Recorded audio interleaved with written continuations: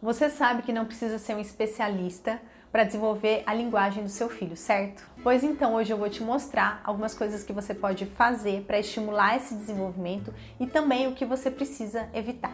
Oi, meu nome é Candice Lima, eu sou fonoaudióloga, especialista em autismo, e hoje eu vim aqui te mostrar o que você pode usar para estimular a linguagem do seu filho e o que você não deve fazer. Primeira coisa que você precisa evitar. Evitar de pedir para a criança ficar repetindo a palavra até que essa palavra saia corretamente. Quando a gente faz isso, a gente gera muita angústia, não só na criança, mas na gente também. E à medida que a criança vai ganhando a percepção de que ela não consegue falar aquela palavra corretamente, a gente pode estimular alguns comportamentos na criança. Comportamento, por exemplo, de pôr a mão na boca, dizendo que não consegue falar, ou então a criança até ficar irritada, às vezes começar a chorar porque não consegue falar aquela palavra corretamente. Então é importante que a gente tenha essa percepção, a gente precisa dar um modelo correto de fala para a criança, mas pode ser que a criança não consiga produzir essa palavra corretamente. É muito provável que demore um pouco para que ela consiga produzir, porque tem outras coisas envolvidas ali, às vezes um transtorno motor de fala, uma dificuldade de manter um contato visual e sustentar esse contato visual para poder ter esse modelo de fala. Então é importante que a gente entenda que isso é um processo e a nossa parte, o que a gente deve fazer é dar o modelo correto de fala. Outra coisa que a gente não deve fazer é expor a criança, expor as suas dificuldades na frente dos outros. Pode parecer óbvio, mas muitas vezes a gente se pega falando das dificuldades que a criança tem, principalmente relacionadas aí à comunicação, na frente dela para outras pessoas.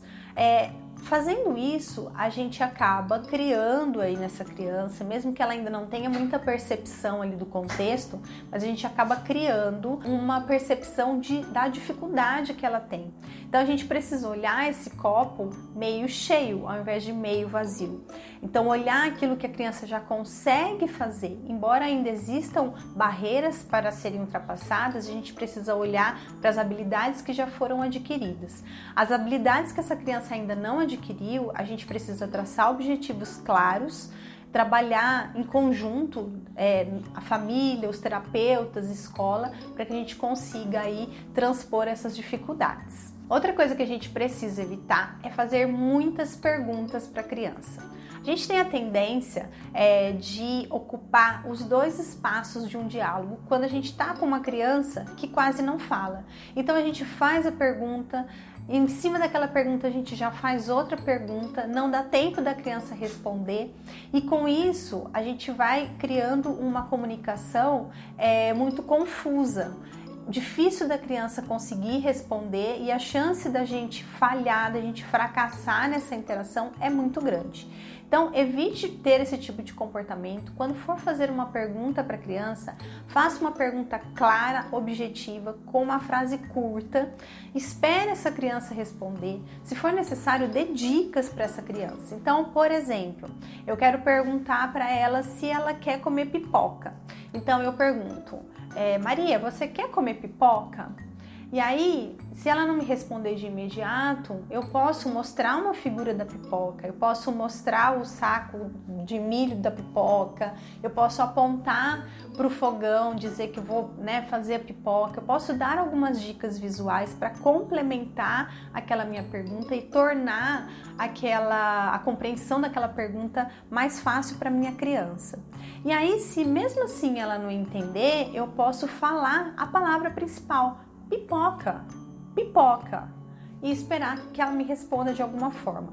Então é importante a gente fazer esse exercício, é algo que com o treino, com o tempo a gente vai conseguindo fazer, dar esse modelo de fala para a criança e esse modelo também de frases mais curtas. E agora vamos às dicas do que a gente deve fazer. Então o primeiro ponto que é super importante é a gente incentivar a participação da nossa criança em diferentes contextos.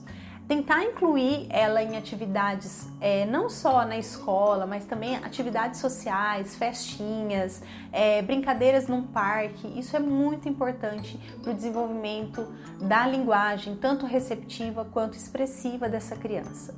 É sempre um desafio, para a família, ou seja, para a escola, promover essa inclusão, promover esse processo de interação. Mas a gente precisa praticar esse tipo de atividade, esse tipo de situação. É na prática que a gente vai construindo as nossas ferramentas, as nossas estratégias de interação entre a nossa criança e os seus pares. Então, levar para as festinhas, tentar mediar as trocas de turno, mediar essas conversas, esses diálogos entre a nossa criança e os seus colegas, são pontos importantes e que devem fazer parte do processo de aprendizagem da comunicação da nossa criança.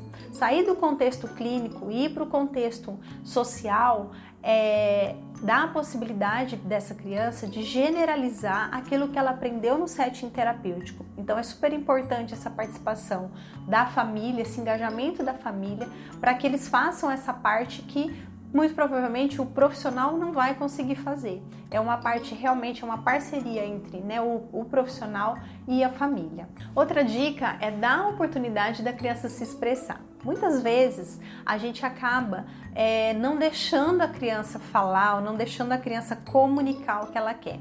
Essa criança pode ter muita dificuldade na fala e por isso o discurso dos pais é no sentido de eu vou ajudar, eu já sei o que ele quer, eu sei que ele está com sede, eu sei que ele está cansado, está com fome, então eu me adianto e entrego aquilo que a criança deseja. Quando a gente faz isso, a gente faz um ato de amor, porém a gente impede, tira a oportunidade dessa criança de tentar de alguma forma comunicar aquilo que ela deseja. É importante também que a gente ofereça ferramentas para que essa criança consiga fazer essa comunicação. Porque se essa criança não tiver um recurso ali para ela poder se comunicar, ela vai se comunicar de formas mais primitivas, que é pelo choro, pela agressividade. Então, muitas crianças que não têm uma comunicação oral fluente e que também não têm um recurso alternativo de comunicação, tendem a terem comportamentos mais agressivos, porque é uma forma delas comunicarem, comunicarem insatisfação, comunicarem que não querem estar naquele ambiente. É importante que a gente dê a oportunidade e, mais do que dar essa oportunidade, dar o instrumento, a ferramenta para que ela consiga se comunicar. E a terceira dica é narrar os acontecimentos do cotidiano dessa criança. Então, é algo bastante simples que a família pode fazer ao longo do dia.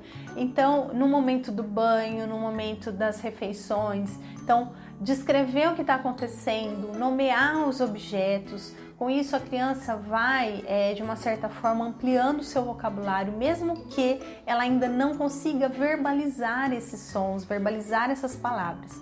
Mas quando a família, quando o cuidador está ali nomeando, isso dá a oportunidade da criança aprender por meio da linguagem receptiva, por meio dessa informação que ela recebe auditiva e visual, aprender o nome daqueles objetos. E aí quando a pessoa diz para ela, Maria, pega a escova, ela vai conseguir identificar o que é escova, pelo nome ao ouvir e também pela imagem, pelo objeto.